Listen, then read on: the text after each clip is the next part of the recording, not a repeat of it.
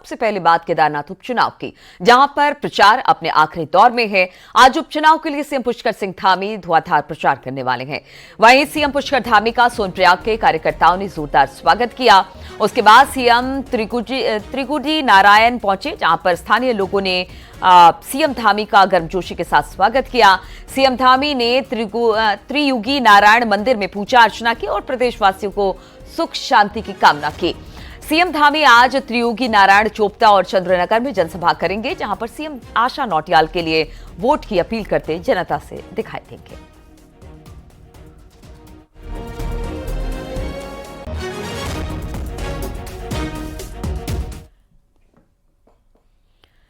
तो केदारनाथ उपचुनाव में बीजेपी और कांग्रेस प्रचार के अंतिम दौर में पूरी ताकत झोंकते हुए मंदाकिनी, काली और मधुगंगा घाटी में वोटरों के मुद्दे भी उठा रखी है।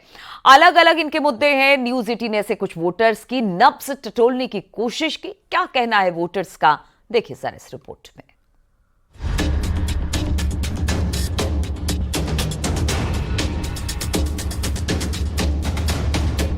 90,000 वोटर्स वाली केदारनाथ सीट केदार धाम की वजह से प्रसिद्ध है। जब 6 महीने केदारनाथ यात्रा चलती है तो केदार घाटी में रौनक देखते बनती है। जब केदार धाम के कपाट सर्दियों में बंद होते हैं, उखी मठ में ओंकारेश्वर मंदिर में भगवान केदार की डोली विश्राम करती है। स्थानिक कारोबारी के लिए सर्दियां भी उम्मीद लेकर आती हैं। बहुत बड़ी संख्या में तो नहीं, लेकिन औसत संख्या में श्रद्धालु लगातार यहाँ आते रहते हैं। व्यापारियों का मानना है कि चुनाव के बाद जो विधायक चुनकर आए, वो सर्दियों की यात्रा को भव्य रूप देने की ओर प्रयास करे। यहाँ पे सबसे बड़ा मुद्दा यही है कि जो केदारनाथ की यात्रा का जो मुद्दा है कि यहाँ पे मतलब यात्रा ज्यादा से ज्यादा बढ़े, ताकि यहाँ के लोगों को रोजगार मिले। यहाँ का मतलब जितने भी लोग बेरोजगार हैं, सारे यात्रा व्यवसाय से ही जुड़े हुए हैं और सबकी आय का स्रोत ही यही है। अगर यहाँ पे यात्रा बढ़िया चलती है तो वही सरकार जो है अच्छी मानी जाएगी। केदारनाथ विधानसभा 2 ब्लॉक अगस्त मुनि और उखी मठ के बीच फैली हुई है। 2013 की आपदा में अगस्त मुनि और आसपास के इलाके में खासा नुकसान हुआ था और उसके अंश अभी भी दिखते हैं। ये है विजयनगर। ये केदारनाथ विधानसभा का एक मुख्य पड़ाव है। 2013 में जो आपदा आई थी, मेरे पीछे जो आप देख रहे हैं मंदाकिनी नदी है, और इस नदी का प्रवाह इतना तेज था कि आसपास के मकान कई बह गए थे। बहुत नुकसान इस क्षेत्र का हुआ था। उसके बाद से दोबारा रिकंस्ट्रक्शन के कामों में सुरक्षा दीवारें बनाई गई और इस तरीके के काम हुए। लोगों की अभी भी यहाँ शिकायतें हैं, उनके अभी भी मुद्दे हैं कि इसको पूरी तरह से डेवलप किया जाना बाकी है। केदारनाथ विधानसभा देखिए एक छोटी विधानसभा है, करीबन 90,000 यहाँ वोटर हैं। 2 ब्लॉक आते हैं, अगस्त मुनि और उखी मठ। ये क्षेत्र अगस्त मुनि ब्लॉक में पड़ता है और सामने पहाड़ में अगर आप देखेंगे तो बहुत छोटे छोटे से गांव हैं जहां लोग रहते हैं। ये विधानसभा में हर पॉकेट के अपने मुद्दे अलग हैं और यहाँ का मुद्दा ये है कि रिकंस्ट्रक्शन के कामों का फायदा मिला है और मिलना चाहिए, इंफ्रास्ट्रक्चर और सुधरना चाहिए। लोगों की शिकायत है कि यहाँ इंफ्रास्ट्रक्चर में जो काम होना चाहिए था, उस पर लगातार फोकस किए जाने की जरूरत है। वहीं आसपास के गांव में रहने वाली महिलाएं कहती हैं कि युवा बच्चों के लिए रोजगार उनकी सबसे बड़ी प्राथमिकता है। मेनली जो है हमारी एक ही जो है ज्यादा दिक्कत है सड़क की। ये सड़क जो है 2013 की आपदा के बाद कभी भी ये दोबारा नहीं बन पाई है। ये जबकि जो है अमूमन सड़कों का ये है कि 5 साल में उनका ब्लैक टॉप होना चाहिए, लेकिन नहीं हो पाया। नौकरी चाहिए तो नौकरी चाहिए तो कहते तो सब चाहिए, पर फिर बाद में तो भूल जाते हैं। क्या करें, अपना साथ लेने के लिए तो सब कुछ कहते हैं, सब कहते हैं। आमने सामने के चुनाव में बीजेपी और कांग्रेस को अंदाजा है कि हर मुद्दे और हर पॉकेट पर ध्यान नहीं दिया जा सकता, लिहाजा इनके रणनीतिकार अपने चुनावी नजरिए से महत्वपूर्ण इलाकों पर फोकस कर रहे हैं। वीडियो जर्नलिस्ट संदीप के साथ अगस्त मुनि से अनुपम त्रिवेदी की रिपोर्ट। केदारनाथ चुनाव में प्रचार कर रहे गढ़वाल से बीजेपी सांसद अनिल बलूनी ने जीत का दावा किया और उन्होंने कहा कि हम काम करने वाले हैं और कांग्रेस के लोग अफवाह फैला रहे हैं और देवभूमि में पर्यटन और तीर्थाटन बढ़ाने के लिए सरकार लगातार काम कर रही है। न्यूज 18 ने अनिल बलूनी से केदारनाथ चुनाव में एक्सक्लूसिव बातचीत की। बलूनी साहब, आप 2-3 दिन से लगातार फ्रीक्वेंसी में हैं, केदारनाथ का उपचुनाव हो रहा है, क्या फील मिल रहा आपको? देखिए, केदारनाथ विधानसभा में जो पूरा माहौल है और जो सब लोगों से बातचीत है, जो सब लोगों से फीडबैक मिला है, उसके आधार पर हम लोग कह सकते हैं कि भारतीय जनता पार्टी एक बहुत ही कंफर्टेबल विक्ट्री के साथ जाने वाली है, बहुत ही आसानी के साथ हम लोग आगे बढ़ने वाले हैं। और आप ये केदारनाथ में जितने भी लोगों से मिलेंगे, उन सब लोगों से जैसे इतिहास पूछेंगे कि पिछले 10 वर्षों के अंदर यात्रा कहां से कहां तक पहुंची, तो बहुत साफ हो जाएगा कि यात्रा कहां थी और आज कहां है। हर आदमी जानता है कि मोदी जी ने इस यात्रा को यहां तक लाने के लिए कितने प्रयास किए। भारतीय जनता पार्टी की हमारी सरकार के समय में यात्रा बहुत तेजी के साथ बढ़ रही है। हम आने वाले समय में हमने यात्रा के लिए कुछ तैयारियां की है। मैं जरूर आपके चैनल के माध्यम से लोगों को बताना चाहता हूँ। हमारे जो हमारे टेंट वाले साथी हमारे वहाँ हैं, हमारे खच्चर वाले साथी हैं, जो हमारे वहाँ व्यवसाय करने वाले साथी हैं, पहले वहाँ अभी तक 1-1 साल का परमिट सबको मिलता है। हमने तैयारी की है कि उनको 3 या 5 साल का परमिट हम लोग देंगे अगले साल से। हमने ये तैयारी की है कि उनको कुछ दिन पहले जाने की परमिशन मिलती है, अब से हम उनको 1 महीने पहले से जाने की परमिशन देंगे, जिससे कि वो अपने वहाँ व्यवसाय की पूरी तैयारी कर लें। हम चाहते हैं कि हमारी यात्रा से प्रत्येक व्यक्ति जुड़े और उसकी आर्थिकी को मजबूत हो। आपने भी यात्रा की बात करी, यात्रा वास्तव में यहाँ के आर्थिकी का बड़ा स्रोत है, लेकिन ये मैसेजिंग क्यों है यहाँ जनता में कि भाई यात्रा यहाँ से खिसक गई, यहाँ से खिसका दी, मैनेज नहीं हो पाई, कुमाऊं चली गई? देखिए, मैं इस बात को स्वीकार करता हूँ कि हम लोग काम करने वाले लोग हैं, और ये आप भी स्वीकार करेंगे कि जो कांग्रेस के लोग हैं वो अफवाह फैलाने में सक्षम है। इस तरह का एक माहौल जरूर बनाया गया है, लेकिन केदारनाथ विधानसभा के सभी लोग समझदार लोग हैं। आजकल हर व्यक्ति समझदार है। कोई भी आदमी गूगल करके देख सकता है कि आज से 10 साल पहले कितने यात्री आते थे, आज कितने यात्री आते हैं। हर कोई देख सकता है कि यात्रा को कहां से कहां तक हमने बढ़ाया है। तो ये थे बीजेपी के सीनियर नेता, पौड़ी से सांसद हैं अनिल बलूनी। उनका साफ कहना है कि यहाँ पर यात्रा सरकार के मुख्य फोकस में है, केंद्र के भी फोकस में है, और उसमें सुविधाएं बढ़ाने के लिए काम किया जाएगा। वीडियो जर्नलिस्ट संदीप के साथ अनुपम त्रिवेदी, न्यूज 18 ऊखीमठ। केदारनाथ में कांग्रेस ने पूरी ताकत झोंक दी है। पूर्व मुख्यमंत्री हरीश रावत यहां पर अगस्त्यमुनि इलाके में प्रचार के लिए पहुंचे और यहां लोगों से कांग्रेस को वोट देने की अपील की। हरीश रावत ने अपने चिरपरिचित अंदाज में एक ठेली पर चाट भी बनाई। हरीश रावत का कहना है कि कांग्रेस केदारनाथ सीट जीतने जा रही है और इसका बड़ा मैसेज पूरे राज्य में जाएगा।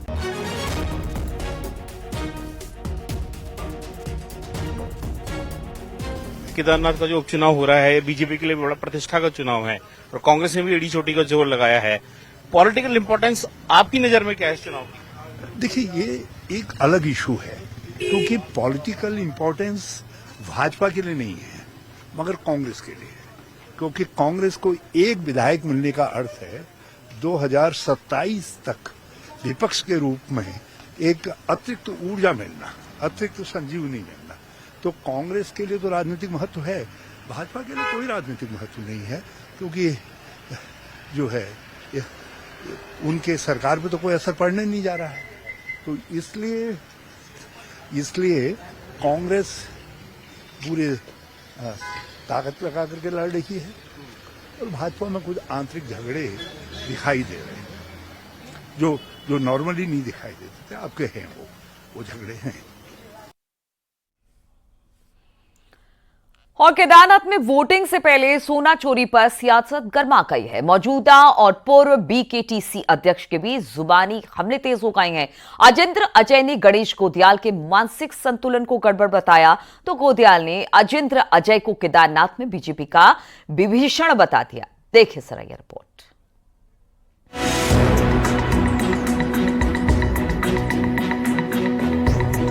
एक तरफ मुख्यमंत्री पुष्कर सिंह धामी केदारनाथ की जनता को सच बता रहे हैं। मुख्यमंत्री ये समझाने की कोशिश कर रहे हैं कि ना कोई शिला दिल्ली गई, ना सोना चोरी हुआ। वहीं मंदिर समिति के अध्यक्ष अजेंद्र अजय ने चुनाव के बीच विपक्ष को हमले का बड़ा मौका दे दिया। सोना चोरी के मुद्दे पर अजेंद्र अजय ने पूर्व अध्यक्ष गणेश गोदियाल पर विवादित बयान दे डाला। गोदियाल को झूठा बताते हुए अजेंद्र अजय ने मानसिक संतुलन खराब होने तक की बात कह दी और पूर्व अध्यक्ष गणेश गोदियाल की बातों को नाटक बता दिया। वो लगातार विधानसभा के चुनाव हारते रहे, लोकसभा के चुनाव भी वो हारे हैं। कांग्रेस ने उनको प्रदेश अध्यक्ष के पद से भी पदच्युत किया। तो मुझे लगता है कि वो इन सब कारणों से कुछ मानसिक रूप से परेशान है और वो झूठे आरोप प्रत्यारोप लगा करके दुष्प्रचार अभियान चला करके जो कांग्रेस नेतृत्व है उसके सामने अपनी उपस्थिति बनाए रखने के लिए, अपने अस्तित्व को बचाने के लिए।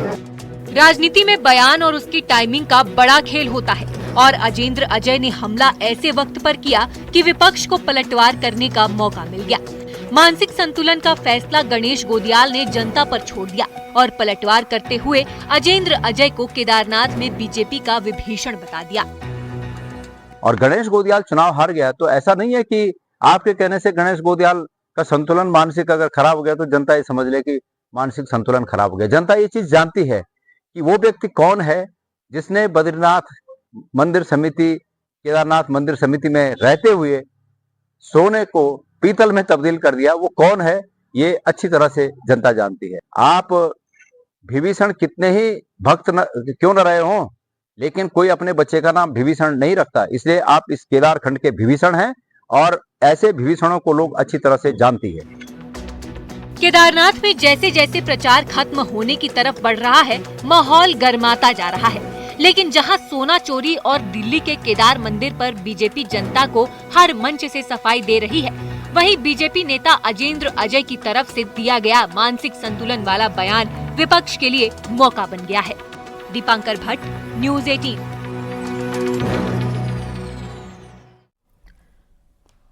उत्तराखंड बीजेपी को अगले साल फरवरी में नया अध्यक्ष मिल जाएगा। इसको लेकर चर्चाएं भी शुरू हो चुकी हैं। बीजेपी का नया प्रदेश अध्यक्ष कौन होगा? क्या बीजेपी के मौजूदा प्रदेश अध्यक्ष महेंद्र भट्ट को ही एक्सटेंशन दिया जाएगा या फिर उनकी जगह नए चेहरे को संगठन की कमान सौंपी जाएगी? जरा देखिए रिपोर्ट। बीजेपी में इन दिनों संगठन चुनाव की प्रक्रिया चल रही है। चुनाव प्रक्रिया के तीसरे चरण में शुक्रवार से बूथ कमेटियों के गठन की शुरुआत की गई। बीजेपी प्रदेश अध्यक्ष महेंद्र भट्ट ने शुक्रवार को अपने गांव ब्राह्मण ठाला के अपने बूथ पर बूथ कमेटी का गठन कर इसकी शुरुआत की। बीजेपी प्रदेश में मौजूद 1100 से ज्यादा पोलिंग बूथ पर 12 सदस्यीय बूथ कमेटियों का गठन कर रही है। विधायकों, सांसदों और पदाधिकारियों को 20 नवंबर तक ज्यादा से ज्यादा बूथों पर चुनाव कराने की जिम्मेदारी सौंपी गई है। इसके बाद मंडल अध्यक्ष, जिला अध्यक्ष और प्रदेश अध्यक्ष के चुनावों की तारीख की घोषणा की जाएगी। जिन मंडलों में 50% बूथों का विधिवत चुनाव होगा, उसका मंडल अध्यक्ष का चुनाव होगा और मंडलों के अंदर 50%, जनपद के अंदर 50% मंडलों के संगठित चुनाव के बाद जिला अध्यक्ष का चुनाव होगा और 50% अधिक जिलों के चुनाव के बाद ही प्रदेश अध्यक्ष का चुनाव होगा। और मैं कह सकता हूँ उत्तराखंड के अंदर हम 100% चुनाव बूथ से लेकर मंडल जिले का करेंगे। माना जा रहा है कि मंडल अध्यक्ष और जिला अध्यक्ष के चुनावों के बाद अगले साल फरवरी में प्रदेश अध्यक्ष का चुनाव हो सकता है। नया अध्यक्ष कौन बनेगा, इसके लिए बीजेपी के अंदर सियासत तेज हो गई है। दावेदारों में बीजेपी के प्रदेश महामंत्री आदित्य कोठारी, प्रदेश उपाध्यक्ष कुलदीप कुमार और पार्टी के वरिष्ठ नेता ज्योति प्रसाद गैरोला का नाम भी चर्चाओं में है। प्रदेश अध्यक्ष को लेकर के लॉबिंग तो नहीं चलती हमारे यहाँ। सबकी कार्यकर्ता है किसका नंबर आ जाए, किसको संगठन की वर्तमान परिस्थिति में कौन अध्यक्ष बन सकता है, जिम्मेदारी के साथ कौन पार्टी को आगे ले जा सकता है, पार्टी का विस्तार कर सकता है, उसका पार्टी के अंदर में सर्वसम्मति बनाने का प्रयास करेंगे और अगर ऐसा होगा तो हम सर्वसम्मति से कोई अध्यक्ष हमारा आ जाएगा। कयास इस बात के भी लगाए जा रहे हैं कि पार्टी मौजूदा प्रदेश अध्यक्ष महेंद्र भट्ट को एक और सेवा विस्तार भी मिल सकता है। महेंद्र भट्ट के खाते में विपक्ष के कई प्रभावशाली नेताओं को पार्टी में शामिल करने, 2022 के विधानसभा चुनाव और हरिद्वार पंचायत चुनाव में मिली जीत के साथ ही उनके कार्यकाल में संगठन और सरकार के बीच बने बेहतर तालमेल को भी सेवा विस्तार की संभावनाओं से जोड़कर देखा जा रहा है। देहरादून से न्यूज़ 18 के लिए सुनील नवप्रभात की रिपोर्ट। और देहरादून से खबर, जहां पर प्रतिष्ठित दून स्कूल के अंदर मजार बनाने के मामले में बड़ा खुलासा हुआ है। न्यूज़ 18 ने ही स्कूल के अंदर मजार होने का खुलासा किया और अब बड़ी खबर यह है कि स्मार्ट सिटी प्रशासन ने दून स्कूल को लेटर भेजा है। पूरे मामले को ठेकेदार पर डाल दिया है। ये लेटर न्यूज़ 18 के पास भी मौजूद है। स्मार्ट सिटी प्रशासन ने पूरा ठीकरा ठेकेदार के सिर पर फोड़ दिया। दून स्कूल प्रशासन को भेजे पत्र में स्मार्ट सिटी परियोजना के सहायक परियोजना प्रबंधक ने लिखा है कि हमने ठेकेदार को बाउंड्री के रिपेयरिंग का काम सौंपा था, लेकिन उसने बिना बताए मजार का निर्माण कार्य शुरू कर दिया। परियोजना प्रबंधक ने लिखा कि स्कूल मैनेजमेंट ने इसकी सूचना देने के बाद हमने तत्काल मजार को नष्ट किया और ठेकेदार के खिलाफ कार्रवाई की जा रही है। परियोजना प्रबंधक ने इस घटना पर खेद व्यक्त किया है।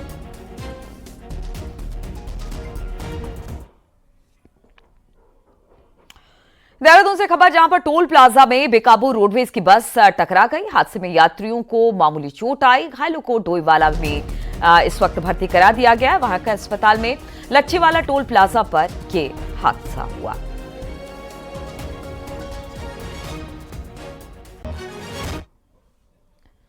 अल्मोड़ा और हल्द्वानी को जोड़ने वाला हाईवे क्वारब के पास लंबे समय से खस्ता हाल, और इसी वजह से हाईवे रात में बंद भी करना पड़ता है। लेकिन अब शादियों के सीजन में इसे रात में खोलने की मांग हो रही है, जिस पर सियासत भी पूरी तरह से गर्मा गई है।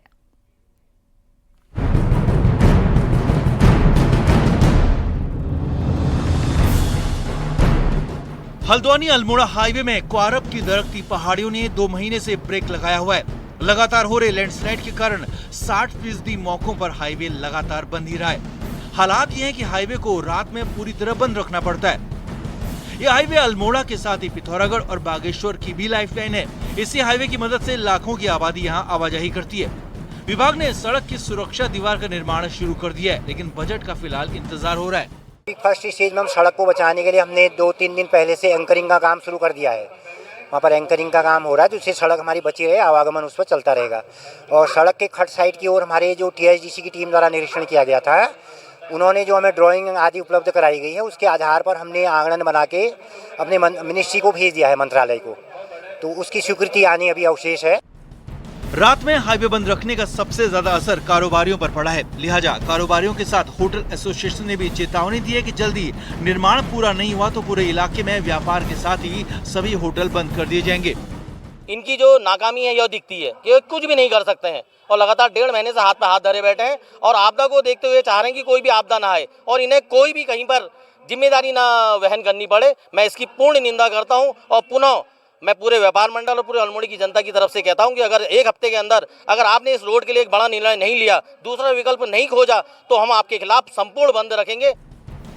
त्योहारी सीजन के बाद शादियों के सीजन में जहां यात्रियों की आवाजाही तेज होती है, शादियों में अपनों से मिलने लोग घरों को भी लौटते हैं। लेकिन इस बार कुमाऊं के अहम हाईवे के जो हालात हैं, उससे साफ है कि पहाड़ के लाखों लोगों को भारी दिक्कतों से दो चार होना पड़ेगा।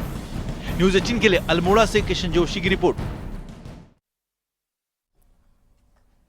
उत्तरकाशी में भटवाड़ी ब्लॉक के मनेरी गांव में आजकल गुलदार का आतंक बना हुआ है। मनेरी गांव के पास जंगल में गुलदार पिछले कुछ दिनों में 5 से ज्यादा गायों को अपना निवाला बना चुका है। ग्रामीण गुलदार को पिंजरा लगाकर पकड़ने की मांग कर रहे हैं। वहीं ग्रामीणों की माने तो वन विभाग से कई बार इस बात की शिकायत वो कर चुके हैं, लेकिन वन विभाग ने अब तक कोई कार्रवाई इसमें नहीं की है। वन विभाग वालों से एक रिक्वेस्ट है कि वो कल के दिन मनुष्य को नहीं ले जाए, किसी के बच्चों को ना ले जाए। तो हमको उनसे यही रिक्वेस्ट है कि उसके लिए पिंजरा लगाएं और उस बाघ को पकड़ के ले जाए। गांव में 4 केस हुए हैं जो गुलदार के द्वारा पशु क्षति हुई है, तो इनका केस हमने जो है अपने रेंज स्तर पर भेज रखा है और उसकी उचित कार्रवाई जो है उच्च अधिकारी स्तर पर होगी। और वो भी उसकी एक समिति रहती है, जो समिति में निर्णय होता है और जिस पशु स्वामी का जो क्षति होती है तो उसको विभाग जो है सहायता प्रदान करता है। पिथौरागढ़ में इंडो चाइना ट्रेड बंद होने से बॉर्डर के व्यापारी खासे परेशान हैं। हालात ये है कि लगातार 5वें साल ट्रेड नहीं होने से हजारों परिवारों पर संकट है। यही नहीं, चीन के बजाय नेपाल के रास्ते आ रहा माल भी काफी महंगा साबित हो रहा है।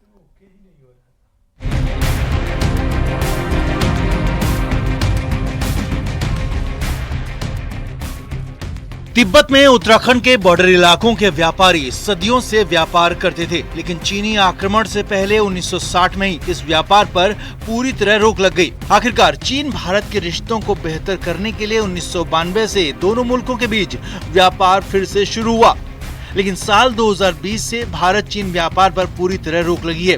व्यापार नहीं होने से बॉर्डर इलाकों के व्यापारियों का संकट लगातार बढ़ रहा है। उत्तराखंड में चाइना बॉर्डर से सटे इलाकों के भारतीय व्यापारियों की रोजी रोटी इसी व्यापार पर टिकी है।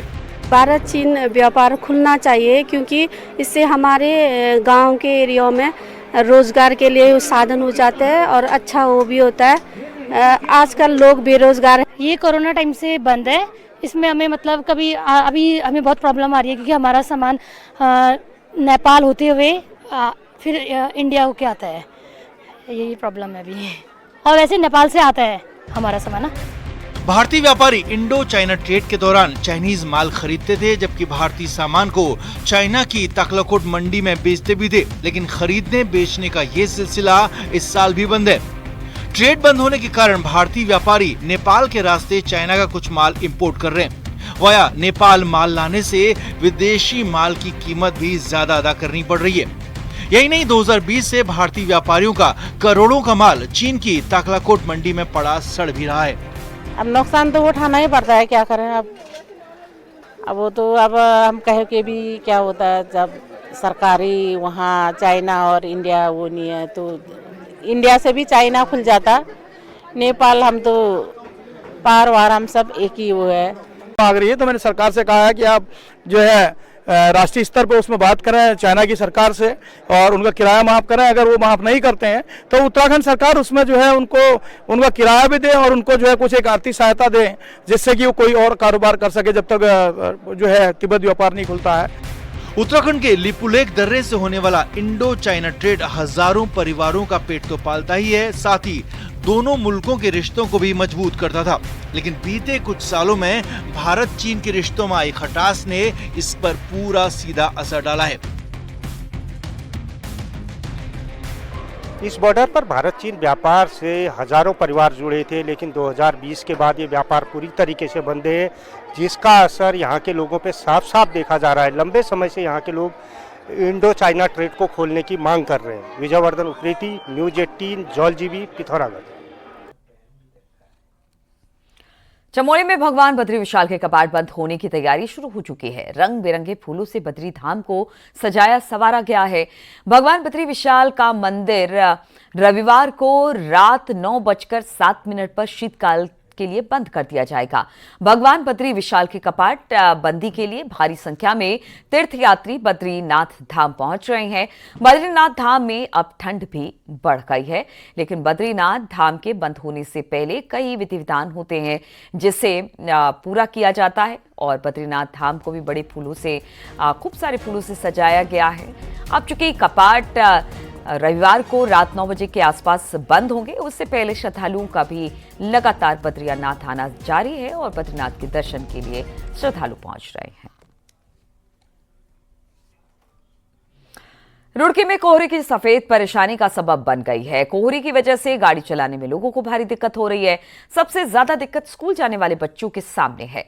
वहीं मैदानी इलाकों में भी अब ठंड धीरे धीरे बढ़ने लगी है और कहा जा रहा है कि हो सकता है आने वाले हफ्ते में ठंड और बढ़ जाए।